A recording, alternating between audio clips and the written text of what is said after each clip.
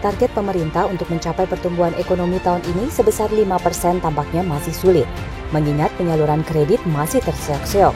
Ekonom Indef Bima Yudhistira menilai, untuk mencapai pertumbuhan ekonomi 5%, seharusnya pertumbuhan penyaluran kredit mencapai 15%. Padahal pada kuartal 1 2021, pertumbuhan kredit secara tahunan tercatat minus 3,77%. Bunga kredit yang terlalu tinggi ini akan menjadi hambatan bagi pemulihan ekonomi. Karena dalam konteks pemulihan ekonomi, banyak pelaku usaha yang sudah ingin memulai lagi bisnisnya, ini kesulitan mendapatkan bunga yang ringan di perbankan. Memang ada kredit usaha rakyat, tapi tidak menyeluruh. Bagaimana dengan usaha yang tipikalnya adalah sedang kemudian besar, yang bukan kemudian masuk dalam kategori UMKM. Mereka tentunya industri-industri ini tetap membutuhkan bunga yang lebih rendah.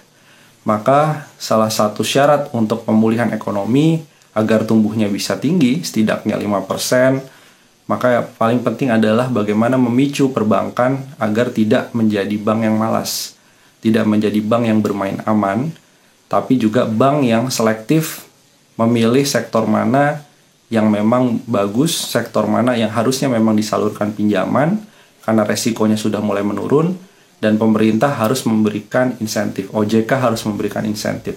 Ketua Dewan Komisioner OJK Wimbo Santoso mengatakan penyaluran kredit Bank BUMN dan Bank Pembangunan Daerah mulai positif. Namun penyaluran kredit bank asing masih negatif 25%. Pertumbuhan kredit yang sudah positif itu Bank BUMN dan BPD. BPD 5,6%. Ya. Bank BUMN 1, sekian persen.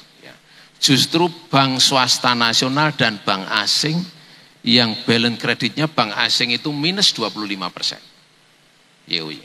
Nah, bank swasta nasional minus 5%. Jadi kami menaruh perhatian betul ya untuk yang swasta ini kenapa demikian? Ya.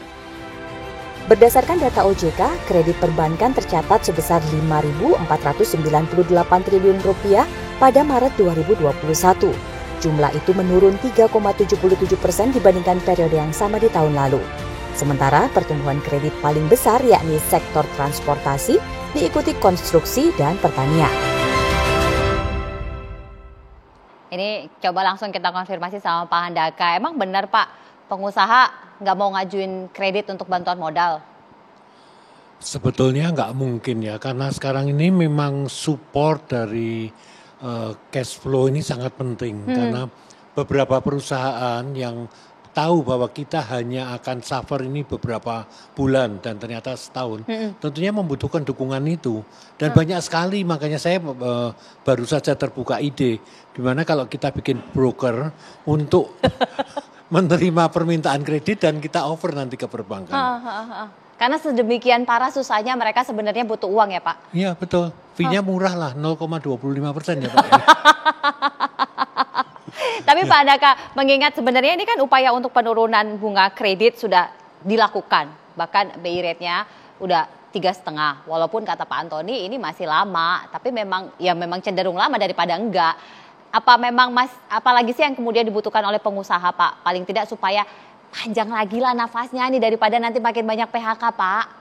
Gini, sebelum saya kesini tadi, salah satu teman telepon bahwa dia ini ekspor handicraft, ya, jadi kerajinan tangan. Ini kan UKM. Iya. Kenanya bunga berapa?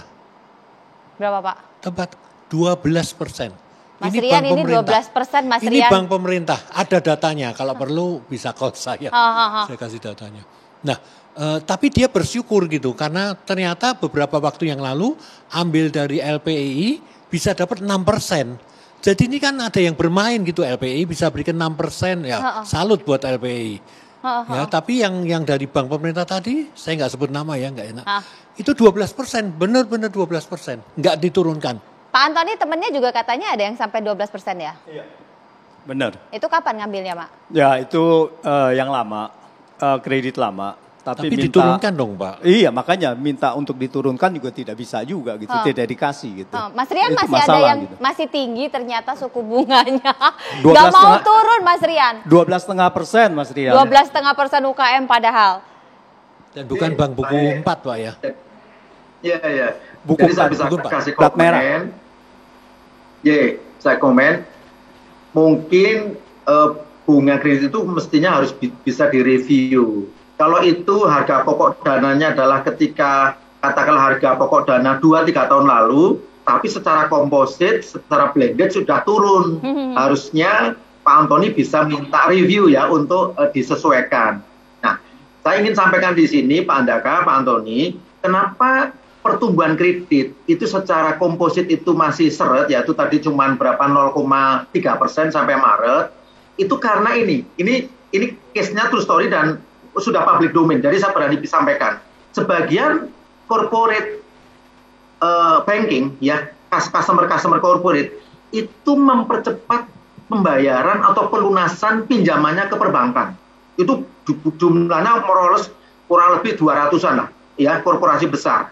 Nah, pelunasan oleh sebagian korporat ini, Pak Antoni, Pak Handaka, dan Brigita, itu tidak bisa dikompensasi secara volume ya oleh pertumbuhan kredit di segmen UMKM. Pertumbuhan kredit UMKM cukup besar, baik secara nominal maupun secara persentase, cuman penambahannya tidak bisa mengkompensasi pelunasan kredit yang dilakukan oleh beberapa korporasi. Nah, kalau kita tanya kenapa demikian, mereka jawabannya begini, daripada menanggung ya beban pembayaran bunga tiap bulan, sementara dari sisi cash flow-nya juga mungkin mereka belum normal karena kena pandemi, maka mereka jalan pintasnya adalah mereka melunasi pembayaran kreditnya secara lebih cepat. Dari mana pelunasannya itu? Biasanya umumnya kalau kita tanya self financing. Jadi dari duit sendiri, dari cash in yang mereka miliki, mereka nutup pinjamannya. Nah, itulah yang membuat absolut total pinjaman kita secara perbankan nasional itu turun. Ini signifikan. Nah, mudah-mudahan kalau kondisi krisis kesehatan kita sudah mulai pulih, nanti kita mencapai level herd immunity, kemudian vaksinnya berjalan terus, dan orang per orang berani keluar rumah, berani spending, berani macam-macam, saya yakin ekonomi bergerak, kredit akan naik juga. Karena filosofi daripada kredit adalah kredit akan mengikuti kegiatan ekonomi. Bank follows industri atau bank follows business. Nah, ini harapannya kita mudah-mudahan di Q2 ya, start dari sekarang ini sampai Q3, Q4 nanti mudah-mudahan permintaan pinjaman oleh real sektor oleh teman-temannya Pak Andaka betul-betul bisa terjadi. Itu akhirnya dapat nggak Pak Andaka temannya? Kalau bicara tentang vaksin tadi yang Pak Aryan itu menarik juga. Iya. Bapak Presiden sudah mengungkapkan berkali-kali bahwa pelayanan kepada publik termasuk pusat belanja dan pasar ini akan dipercepat kan, karena itu yang berinteraksi dan kenyataannya bisa dimonitor. Sekarang ini kecepatan vaksin di pusat belanja berapa cepat gitu. Nah ini yang perlu antara yang diperintahkan dengan Pak Presiden dan pelaksanaan di lapangan. Karena karyawan-karyawan kami yang bekerja di pusat belanja itu nggak ada yang di atas 60 tahun. Ya kan, dia kan usia produktif dari 25 sampai 50. Lah, kalau diutamakan terus yang 60 tahun, yang ini kapan? Padahal ini pelayan publik. Itu salah satu kontradiktif yang kami hadapi dan membuat sedikit ya frustrasi lah. Kata Pak Handaka, pala Pak Handaka puyeng begitu pemirsa.